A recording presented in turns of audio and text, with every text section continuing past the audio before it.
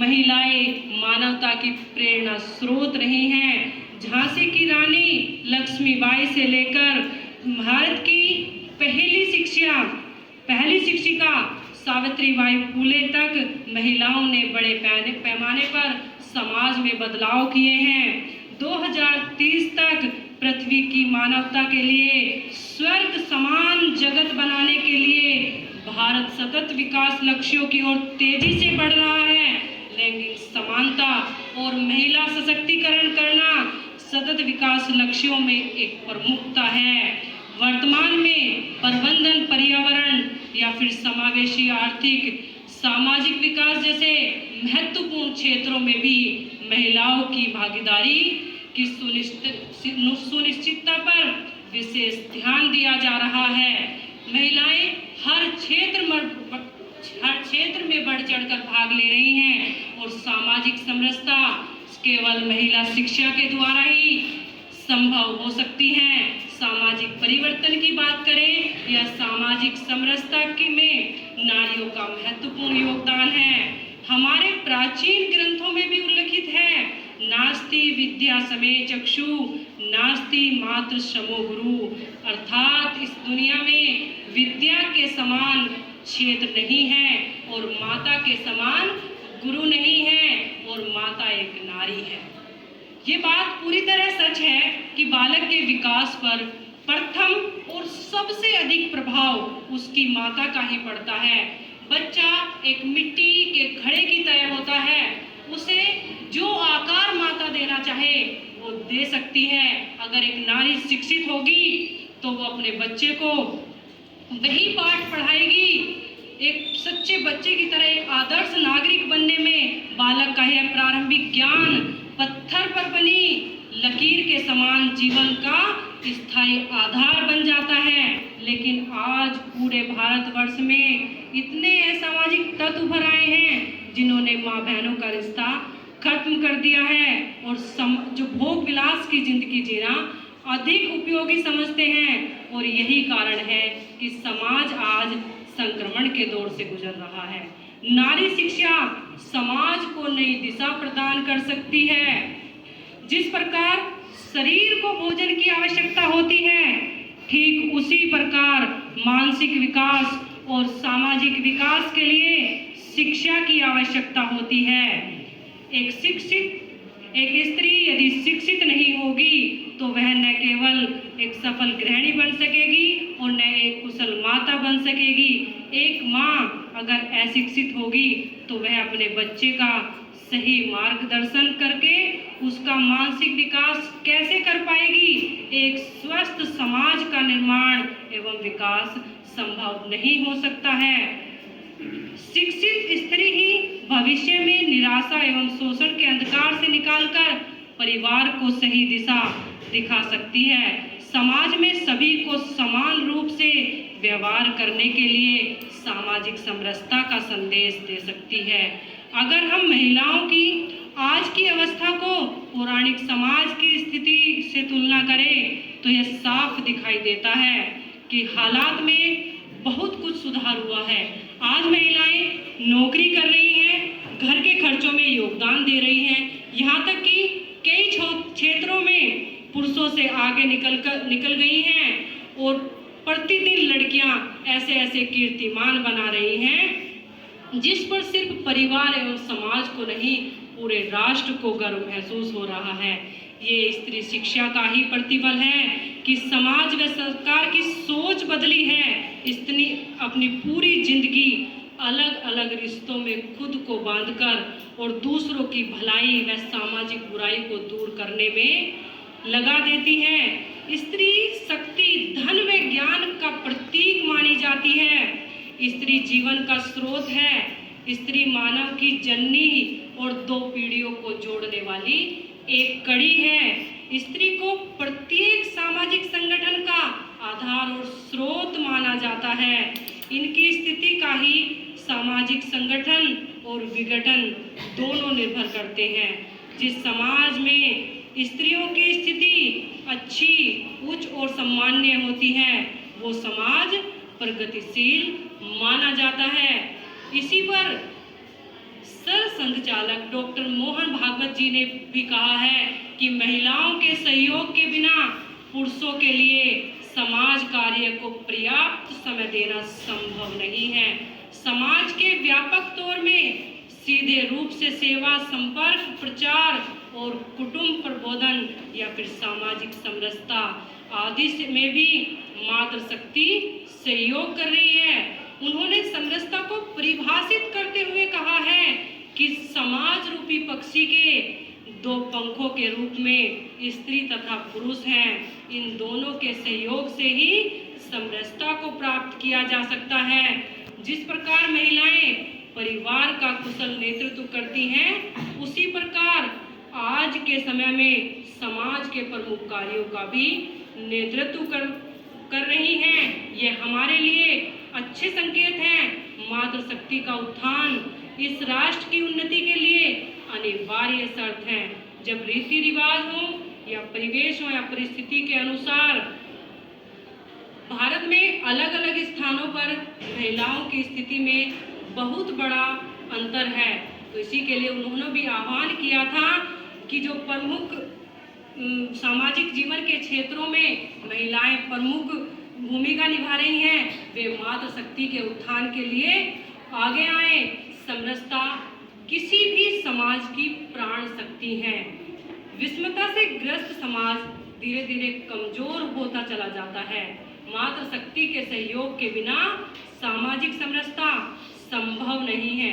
प्राचीन काल से ही सामाजिक समरसता में विशेष योगदान मातृशक्ति का रहा है, जिसमें हम ज्योतिबा फुले का चरित्र चित्रण भी पढ़ सकते हैं, जिन्होंने समाज में नारी के जागरण के लिए कितना संघर्ष किया है और देश को स्वतंत्रता दिलाने में भी विशेष योगदान महिलाओं का रहा है। सामाजिक समरसता का भाव हमारी सामाजिक यानी कि जो भारतीय संस्कृति है उसकी एक प्रमुख विशेषता है। लोकसभा अध्यक्ष सुमित्रा सक्षम बनाना होगा, क्योंकि सांस्कृतिक संरक्षण या सामाजिक समरसता एवं आर्थिक विकास के मूल में परिवार की भूमिका होती है और परिवार को परिष्कृत स्त्री करती है। समाज की आधार शक्ति परिवार होता है और परिवार की आधार शक्ति स्त्री होती है। संस्कृति के संरक्षण में भी स्त्रियों की महत्वपूर्ण भूमिका है। आज बार बार हम भारतीय संस्कृति की बात करते हैं, तो हमारी जो भारतीय संस्कृति का संरक्षण रहा है उसमें भी हमारी मातृशक्ति का योगदान रहा है, जिन्होंने सांस्कृतिक संरक्षण को एक पीढ़ी से दूसरी पीढ़ी तक पहुंचाने का कार्य भी किया है। यानी कि समाज में जो भेदभाव की नीति है उसे भुलाकर हमें आपस में मिलकर कार्य को आगे बढ़ाना होगा, तभी सामाजिक समरसता आएगी, उन्नति एवं विकास होगा। मात्र दिखावे से ये सब नहीं होगा। हमें हर एक गरीब अमीर ऊंच नीच को भूलकर आपस में मिलकर और हर महिलाओं को हर एक को साथ लेकर चलने से ही सामाजिक समरसता आएगी और समाज में परिवर्तन लाने के लिए खुद को बदलना ही होगा। अपने परिवार में भी अनेक ऐसे उदाहरण देखने को मिलते हैं जहां हमारी माँ या सास या दादी ने गांव के कुम्हार धोबी सपेरे अन्य जातियों के साथ सद्भावपूर्ण और सहयोगपूर्ण व्यवहार किया है। उन्होंने हर समय पर उनकी मदद करती आई हैं, तभी तो सामाजिक समरसता संस्कारों से आती है। अलग अलग संप्रदायों के साथ भोजन करने से समरसता नहीं आती और ना ही अंतरजातीय विवाह करने से सामाजिक समरसता आती है। आर्थिक विकास में परिवार की स्त्री बहुत अच्छा योगदान देती हैं।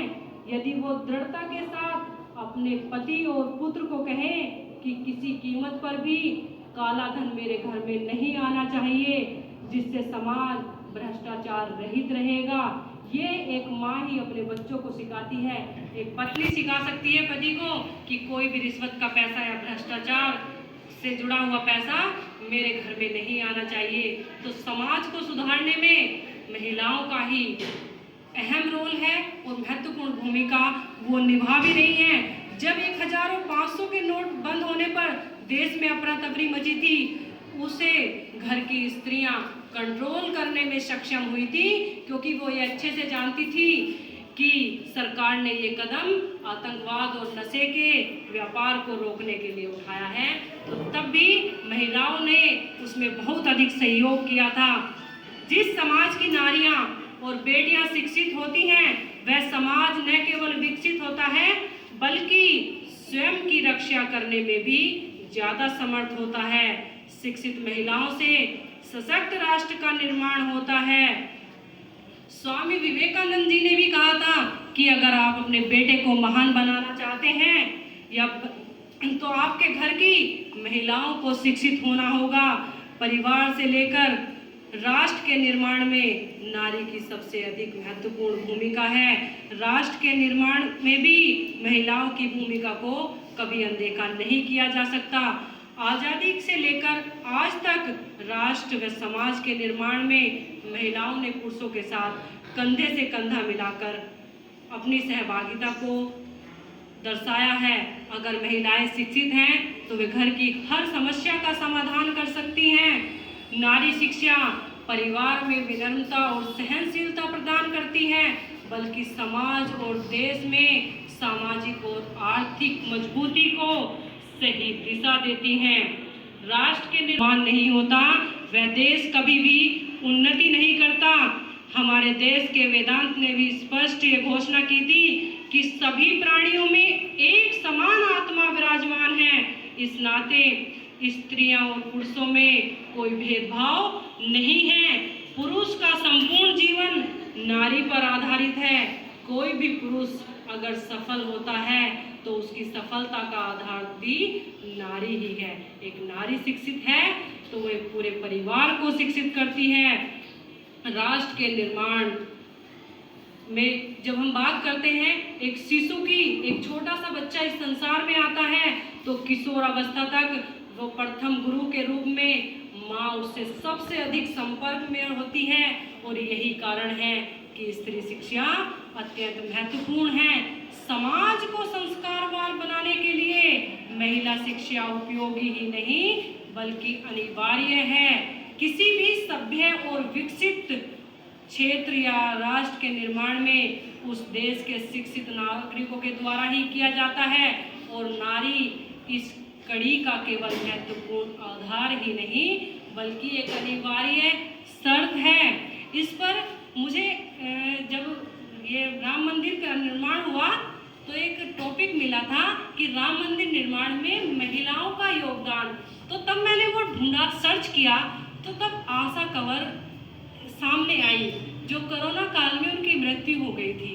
उन्होंने, महिलाओं को गहने बहुत पसंद होते हैं, वो उसे कभी किसी को नहीं देती। उन्होंने अपने सारे गहने राम मंदिर निर्माण के लिए दान कर दिए थे। उन्होंने कहा था कि मेरी मृत्यु अगर हो जाती है तो मेरे सारे गहने या मेरे पास जो भी पैसा है वो सभी राम मंदिर निर्माण के लिए दिया जाए।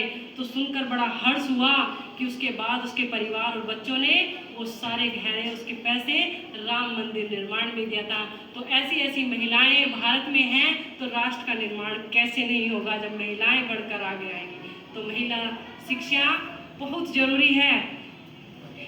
जिस तरह एक एक कोशिका मिलकर जीवन का निर्माण होता है, ठीक वैसे ही प्रत्येक परिवार की छोटी छोटी इकाइयां मिलकर समाज का निर्माण करती हैं। सभी इकाइयों की ऊर्जा का स्रोत, संपूर्ण परिवार का केंद्र बिंदु नारी ही होती है। यदि नारी शिक्षित होगी तो दो परिवार शिक्षित होंगे, और जब परिवार शिक्षित होता है तो पूरा राष्ट्र शिक्षित होता है। यही कारण है कि महान विचारक रूसो भी कहते हैं कि आप मुझे 100 आदर्श माताएं दे, मैं आपको एक आदर्श राष्ट्र दूंगा। माताओं के रूप में नारी धरती पर सबसे पवित्रतम रूप में है। माता यानी जननी, माँ का ईश्वर से भी बढ़कर माना गया है। माँ का स्थान ईश्वर से भी बढ़कर है। ईश्वर स्वयं भी जन्मदात्री भी नारी रही है, यानी कि ईश्वर ने जब भी धरती पर जन्म लिया है तो उसके लिए भी माँ की आवश्यकता हुई है। चाहे भगवान राम हो, गणेश कार्तिकेय हो, या कृष्ण हो, या गुरु नानक हो, सदैव माँ के रूप में कौशल्या पार्वती और यशोदा और तृप्ता देवी जैसी माताओं की आवश्यकता पड़ी है। आज जब समाज में विभिन्न प्रकार की चुनौतियां प्रश्न बनकर हमारे सम्मुख खड़ी हैं। ऐसे में नई पीढ़ियों को इस पर ध्यान देने की आवश्यकता है कि कैसे संस्कार देने में हमसे कहीं ना कहीं कोई कमी रह गई है, जिस कारण समाज में विकृतियां आ गई हैं। शिक्षित और विकसित मन मस्तिष्क वाली नारी अपनी परिस्थिति और परिवार के प्रत्येक सदस्य की आवश्यकता को ध्यान में रखकर अपने घर की उचित व्यवस्था का संचालन कर सकती है। जीवन रूपी गाड़ी चलाने में के लिए भी महिलाओं की भागीदारी बहुत आवश्यक है। सशक्त भागीदारी के लिए महिला शिक्षा की अत्यंत आवश्यकता है। यदि नारी अशिक्षित हो तो वह अपने जीवन को विश्व की गति के अनुकूल बनाने में सदा असमर्थ रहेगी। यदि वह शिक्षित हो जाए तो वह न केवल पारिवारिक जीवन स्वर्गमय होगा, बल्कि राष्ट्र और समाज की प्रगति के युग का सूत्रपात भी हो सकेगा। भारतीय समाज में शिक्षित माता गुरु से भी बढ़कर मानी जाती हैं, क्योंकि वह अपने बच्चों को महान से भी अधिक महान बना सकती है।